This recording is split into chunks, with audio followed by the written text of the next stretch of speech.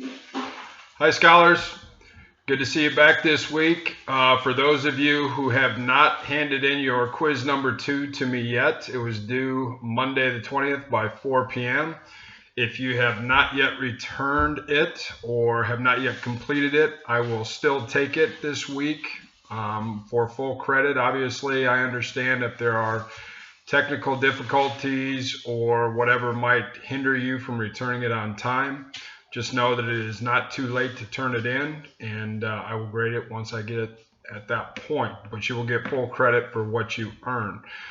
This week we're going to talk about safety. Really, for the most part, it's about personal safety, and in talking about that, really kind of understanding what personal safety awareness is, the components of it, a plan for personal safety, and how we actually go about executing that plan for personal safety. So there's really 3 different components for it. The first one is what I call understanding, anticipating, and planning for personal safety. The first part of that is understanding or knowing when are those situations in life or during my day when I may potentially run into an unsafe situation. So understanding all of the parameters that go along with that.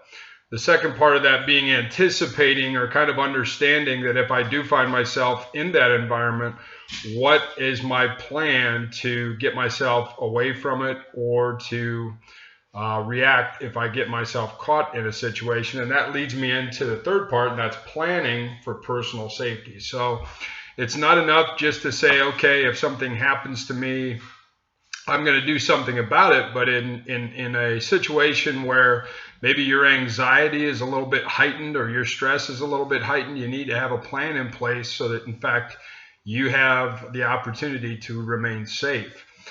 The second part of knowing and understanding personal safety awareness is knowing and understanding victim behaviors and not exhibiting those victim behaviors. I'll give you one case in point. For my undergraduate work, I actually earned my degree in criminology, and I'm always struck by the fact of going back to a policing class I had as a junior in college. The professor made the point that victims of crime or victims of unsafe situations often will exhibit victim behaviors. And I'll give you one example of that.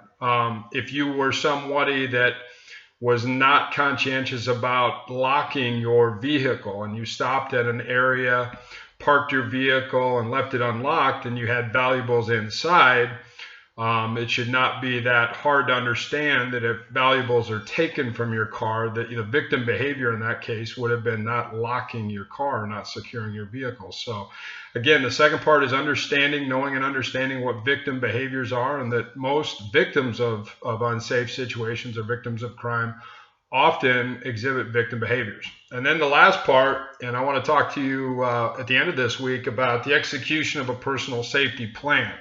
Really, it is in 3 parts. The first is if I can escape the situation, the unsafe situation, that's my first alternative. That's the first primary thing I want to do, is get myself out of that situation. The second is known as evasion or hiding. So let's say I can't get myself out of the situation.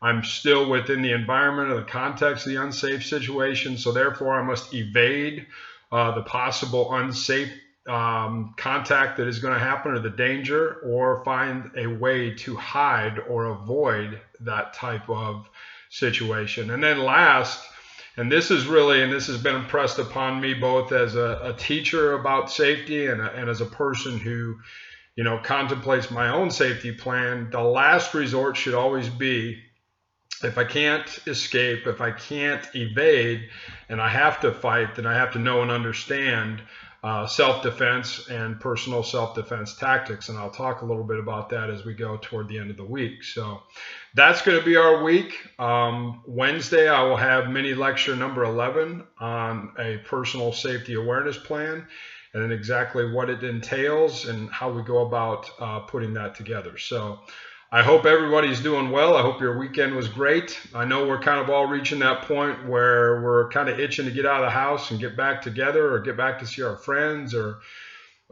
folks we've been away from. But I know and understand that in due time, everything will get taken care of and we'll be back together soon. So For all of you, I wish you the best. I wish you health, happiness, and success as we go through this week, and as well to your families. And as always, be great.